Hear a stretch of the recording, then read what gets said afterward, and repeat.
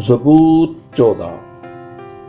अहमद ने अपने दिल में कहा है कि कोई खुदा नहीं, वो बिगड़ गए, उन्होंने नफरत अंगेज काम किए हैं, कोई नेकोकार नहीं। खुदावन ने आसमान पर से बनी आदम पर निगाह की ताकि देखे कि कोई दानिशमंद, कोई खुदा का तालब है या नहीं। वो सब के सब गुमराह हुए, वो बाहम नजस हो गए, कोई नेकोकार नहीं, एक भी नहीं। क्या उन सब बद करदारों को कुछ इल्म नहीं, जो मेरे लोगों को ऐसे खा जाते हैं जैसे रोटी, और खुदावन का नाम नहीं लेते।